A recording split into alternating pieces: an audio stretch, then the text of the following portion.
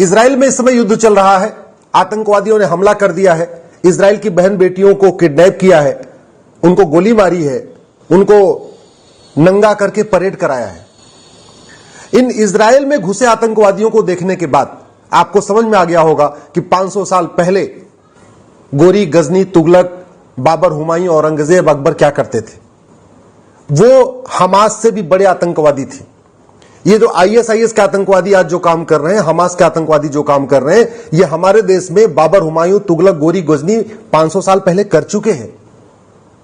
और इजराइल को खतरा केवल विदेशी दुश्मनों से है, विदेशी आक्रांताओं से है, विदेशी आतंकवादियों से है। भारत को तो भारत में बैठे लाखों की संख्या में गद्दारों से खतरा है। भारत को खतरा है माओवादियों से, भारत को खतरा है नक्सलियों से, भारत को खतरा है जिहादियों से, भारत को खतरा है मिशनरियों से, भारत को खतरा है घुसपैठियों से, रोहिंग्या घुसपैठियों से खतरा है, बांग्लादेशी घुसपैठियों से खतरा है। भारत को खतरा है जो भारत की डेमोग्राफी बदल रहे हैं, मजार बना के, दरगाह बना के, पक्का कब्रिस्तान से, उनसे खतरा है। भारत को खतरा उस विदेशी सोच से जो भारत में तो रहती है, वो रहते भारत में है लेकिन भारत की किताब नहीं पढ़ते, वेद पुराण नहीं पढ़ते, वेद पुराण से नफरत करते हैं, भगवत गीता रामायण से नफरत करते हैं, मंदिर से नफरत करते हैं, भारत की परंपरा से नफरत करते हैं, भारत के त्योहार से नफरत करते हैं। सब रहते भारत में है लेकिन हर भारतीय चीज से नफरत करते हैं। भारत को खतरा उस सोच से है जो विदेशी है, जो भारत में बैठे हुए जिहादी हैं, मजहबी उन्मादी हैं, अलगाववादी हैं, या तथाकथित वो मौलवी हैं, मौलाना हैं, रहते भारत में है, कपड़ा पहनते हैं अरब के स्टाइल में, बोलते हैं अरब के स्टाइल में, नमस्ते करते हैं अरब के स्टाइल में, सोचते हैं अरब के स्टाइल में, और बाकी तो छोड़ो। कहते हैं राम पूजा के लायक नहीं है, कृष्ण पूजा के लायक नहीं है, विष्णु पूजा के लायक नहीं है, शंकर पूजा के लायक नहीं है, गणेश जी पूजा के लायक नहीं है, लक्ष्मी जी पूजा के लायक नहीं है। वो रहते भारत में है, बार बार संविधान की बात भी करते हैं लेकिन महिला पुरुष को एक समान नहीं मानते। उनका ये मानना है महिलाएं तो केवल उपभोग की वस्तु हैं, महिलाएं केवल मौज मस्ती की वस्तु हैं। समाधान क्या है? हमने क्या सीखा इजराइल से? हमने क्या सीखा मुगल के काल में जो कुछ हुआ? हमने क्या सीखा उस जौहर से? कुछ नहीं सीखा। गुलामी का नाम चल रहा है, गुलामी की निशानी चल रही है, गुलामी की परंपरा चल रही है, गुलामी का रीति रिवाज चल रहा है, गुलामी का कानून चल रहा है, गुलामी की शिक्षा व्यवस्था चल रही है, गुलामी की पुलिस व्यवस्था चल रही है, गुलामी की न्यायिक व्यवस्था चल रही है। और जो खतरा आज इजराइल झेल रहा है वो खतरा हमारे सर पे भी मंडरा रहा है, और कई गुना ज्यादा मंडरा रहा है, कई गुना ज्यादा मंडरा रहा है। क्यों? क्योंकि इजराइल को तो केवल विदेशियों से खतरा है, भारत को तो भारत के अंदर के गद्दारों से खतरा है। इन गद्दारों का समाधान करना पड़ेगा। नहीं करेंगे तो आज नहीं तो कल जो फ्रांस ने झेला, जो आज इजराइल झेल रहा है, वो कल भारत झेलेगा। और 75 साल में 9 राज्यों से खत्म हो चुके हैं, 200 जिलों से खत्म हो चुके हैं, 300 तहसीलों से खत्म हो चुके हैं। भारत की डेमोग्राफी पूरी तरीके से बदल चुकी है। 75 साल पहले विभाजन हुआ था, पत्थरबाजी शुरू हो चुकी है। 75 साल पहले विभाजन हुआ था मजहब के आधार पे, और सरतन से जुदा शुरू हो चुका है। 75 साल पहले विभाजन हुआ था, आज की डेट में वक्फ बोर्ड के पास, रेलवे और आर्मी के पास सबसे ज्यादा लैंड बैंक हो चुका है। तो भारत को खतरा जिहादी संगठनों के साथ साथ जिहादी कानूनों से भी है। भारत को खतरा 1954 के उस कानून से है जो भारत की चिकित्सा व्यवस्था को एकदम निस्ताबूद करता है। भारत को खतरा 1985 के उस कानून से है, कांग्रेस ने जो बनाया था, जिसने 60 लाख बांग्लादेशी घुसपैठियों को भारत का नागरिक बना दिया, उसको सेक्शन 6 से कहते हैं। भारत को खतरा 1991 के प्लेस ऑफ वर्शिप एक्ट से है। भारत को खतरा 1992 के माइनॉरिटी कमीशन एक्ट से है।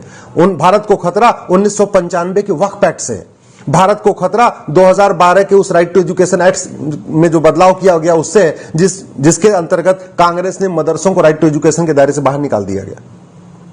जो भारत के खतरे हैं ये तू मैं करने से खत्म नहीं होंगे, नूरा कुश्ती करने से खत्म नहीं होंगे।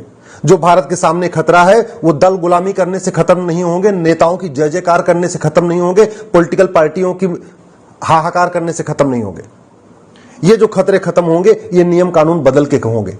याद रखिए, लच्छेदार भाषण देने से, तू मैं करने से, आरोप प्रत्यारोप करने से, नूरा कुश्ती करने से, बतौलेबाजी करने से कोई समस्या खत्म नहीं होगी, न हुई है न आगे होगी। जिहाद बढ़ रहा है, मजहबी उन्माद बढ़ रहा है, धर्मांतरण बढ़ रहा है, रोहिंग्या घुसपैठ बढ़ रही है, बांग्लादेशी घुसपैठ बढ़ रही है, सड़क के किनारे अवैध निर्माण बढ़ रहे हैं, मजारें बनती चली जा रही हैं, मदरसे बनते चले जा रहे हैं, दरगाहें बनती चली जा रही हैं, सब कुछ तो बढ़ रहा है। क्या रुक रहा है?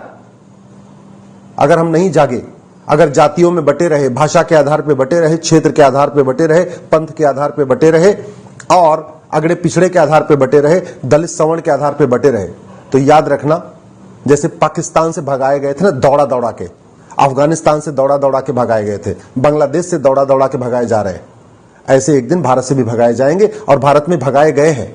कश्मीर से दौड़ा के भगाए गए, नागालैंड से दौड़ा के भगाए गए, कुछ दिन पहले मणिपुर से दौड़ा दौड़ा के भगाए गए, मेघालय खाली हो चुका है, पूरा नॉर्थ ईस्ट खाली हो चुका है, पंजाब में बहुत बड़े पैमाने पर कन्वर्जन शुरू हो चुका है, तो नॉर्थ ईस्ट भी गया, भारत के 200 जिले हाथ से निकल गए, भारत की 300 तहसीलें हाथ से निकल गई, भारत के 9 राज्य हाथ से निकल गए, फिर बचा क्या है? समाधान यह है, इस मैकाले की शिक्षा को बदला जाए। 10वीं तक सबको भारत की शिक्षा, भारतीय शिक्षा यानी वेद, पुराण, गीता, रामायण पढ़ना अनिवार्य किया जाए। भारत को अगर बचाना है, भारतीय परंपरा को बचाना है, जो विदेशी गुलामी की सोच है, जो जिहादी सोच को खत्म करना है, तो गुलामी के नाम मिटाने पड़ेंगे। किसी भी आक्रांता के नाम पे कोई सड़क, मोहल्ला, गली नहीं होनी चाहिए। ये बाबर, हुमायूं, तुगलक, गोरी, गजनी के नाम पे जो दुनिया भर की सड़कें बनी हैं, मोहल्ले बने हैं, जिले बने हुए हैं, तहसीलें बनी हैं, बिल्डिंग बनी है, सड़क, ये सब खत्म होना चाहिए। केवल भारतीयों के नाम पे ही सड़क, मोहल्लों का नाम होना चाहिए। अगर इस जिहादी सोच को खत्म करना है, तो ये जो विदेशी भाषाएं शुरू हो चुकी हैं, उर्दू, फारसी, अरबी, इसको कंप्लीट बैन करना पड़ेगा। 10वीं तक केवल भारतीय भाषाएं ही पढ़ाई जानी चाहिए स्कूल में, कोई विदेशी भाषा नहीं। कोई विदेशी भाषा पढ़ना है 10वीं के बाद, 10वीं तक केवल भारतीय भाषा, 10वीं तक केवल भारतीय किताब, 10वीं तक भारतीय ग्रंथ, 10वीं तक भारतीय पंथ, 10वीं तक भारतीय परंपरा, 10वीं तक भारतीय त्योहार। इसको करना पड़ेगा अगर वास्तव में हम भारत को बचाना चाहते हैं। इजराइल जैसे जो खतरा हुआ, इजराइल में हुआ, उससे बचना चाहते हैं, जो फ्रांस में हुआ उससे बचना चाहते हैं। हमें इस पुलिस व्यवस्था, सड़ी हुई पुलिस व्यवस्था को उठा के कूड़े के डब्बे में डालना पड़ेगा। 1861 का कानून बदलना पड़ेगा और तत्काल हमें एक भारतीय पुलिस संहिता लागू करना पड़ेगा। भारत में बहुत बड़े पैमाने पर नेताओं को, अभिनेताओं को, लेखकों को, बुद्धिजीवियों को, कलाकारों को, कवियों को विदेशी फंडिंग होती है देश विरोधी बातें लिखने के लिए। अभी तो चाइनीज पत्रकार पकड़े गए, उन पे इतनी सारी चर्चा हो ही रही है। विदेशी फंडिंग रोकना पड़ेगा। उसका एक ही तरीका है, जो कांग्रेस ने 2010 में एफसीआरए बनाया था, उसको तत्काल खत्म कर दिया जाए। मैं प्रधानमंत्री से निवेदन करता हूं, कुछ एनजीओ का लाइसेंस रद्द करने से, कुछ एनजीओ की लाइसेंस रद्द करने से या एनजीओ की ऑडिट करने से विदेशी फंडिंग नहीं रुकेगी। एक बार आप पहले 2010 का एफसीआरए खत्म कर दीजिए। नहीं चाहिए हमें विदेशी फंडिंग। क्यों चाहिए विदेशी फंडिंग? भारत में इतने सक्षम लोग हैं, हम अपना देश का अपना काम कर लेंगे। काहे लिए विदेशी फंडिंग चाहिए? जो विदेशी फंडिंग लेते हैं ये देश के खिलाफ काम करते हैं।